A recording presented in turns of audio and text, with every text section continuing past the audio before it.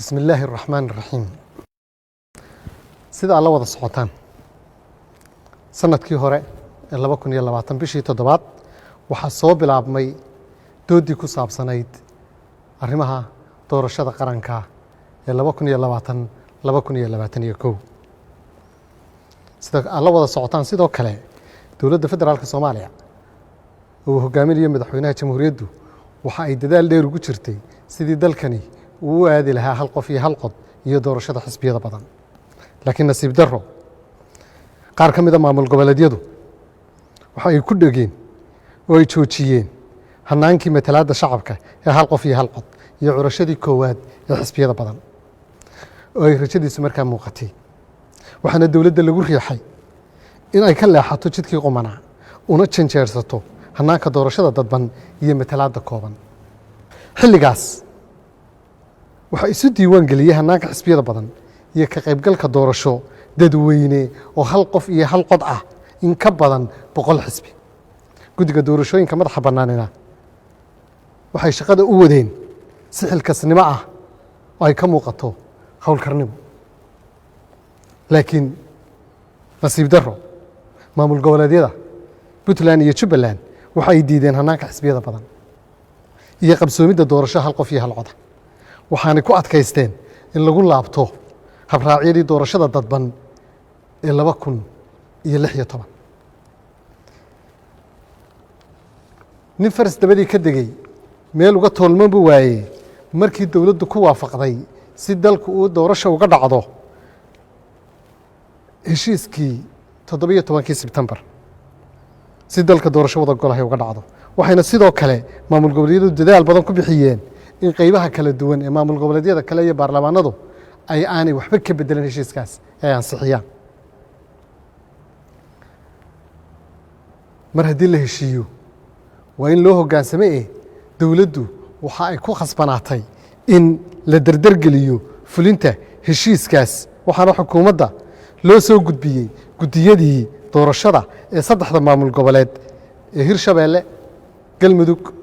iyo Koonfur Galbeed sidoo kale xubnihii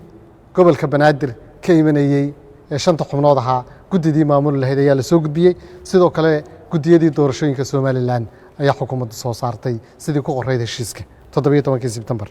laakiin nasiib darro mar kale Puntland iyo Jubbaland waxay diideen inay soo magacaabaan guddiyadii doorashada sidii lagu heshiiyeyna waa ka baxeen mar kale si loo dardargeliyo fulinta heshiiskii 17 Sebtembar madaxweynaha jamhuuriyadda federaalka Soomaaliya Maxamed Cabdullaahi Farmaajo wuxuu isugu yeeray kulamo badan oo isdaba jooga laakiin madaxda Jubbaland iyo Puntland waa ka baaqsadeen kulamada marka laga reebo kii Samareeb oo ay la yimaadeen shuruudo cusub ra'iisul wasaaraha jamhuuriyadda federaalka Soomaaliya Maxamed Xuseen Roble waxa uu booqday inta badan maamul goboleedyada dalka si doorashadu u bilaabanto laakiin nasiib darro mar kale Puntland iyo Jubbaland way diideen in doorashadu bilaabanto waxaanu kala soo noqday gacmo maran haddaba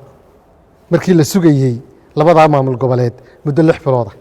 oo intaas oo dhanna lagu qancinayay fulinta heshiiskii ay saxeexeen ee 17 Sebtembar markii la isugu tagay magaalooyinka Garowe Samareeb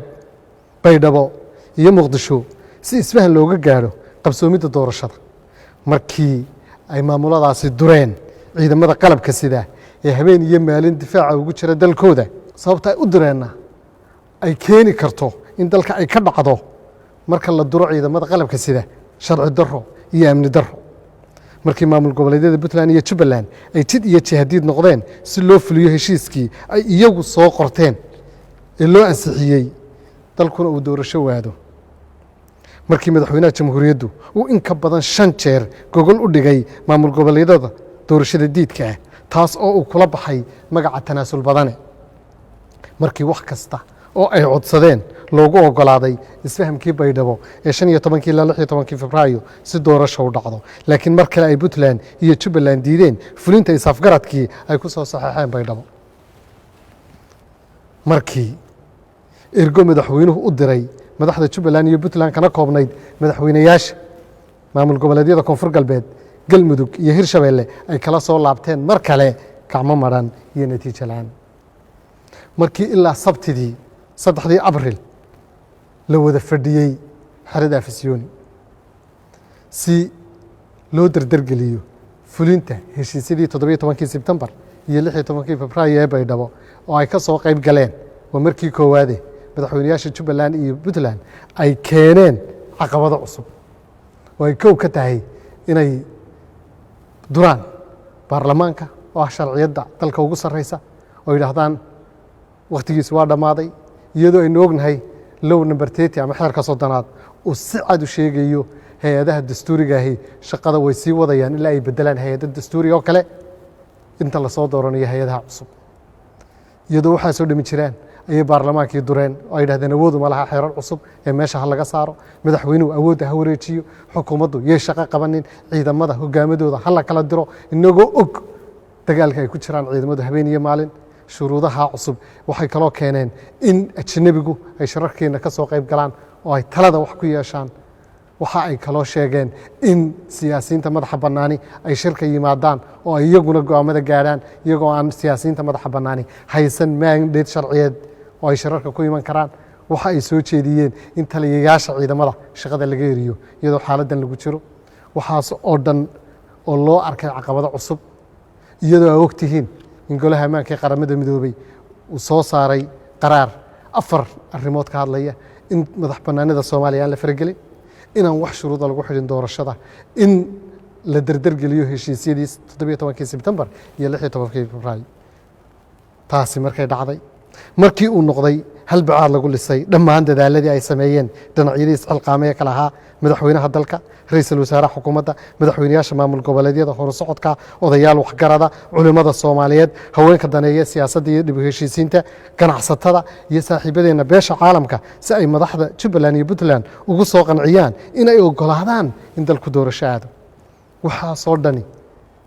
markii natiijo la'aan ay ka soo baxday ee maalin walba shuruudo cusub yimaadeen ugu dambeyn xukuumaddu waxay maanta u cadaynaysaa ummadda Soomaaliyeed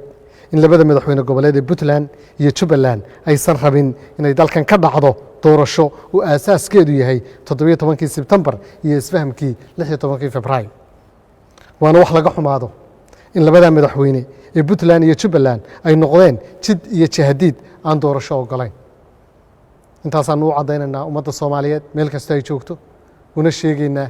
dawladdu inay mar walba diyaar u ahayd intaas soo gogolood intaas soo goobood iyo intaas soo shirna ay isugu timi si loo dardargeliyo doorashadii laakiin ay ka socon weyday labada hogaamiye ee Puntland iyo Jubbaland saasaan ummadda Soomaaliyeed u cadaynaynaa aad iyo aadna waa mahadsantiin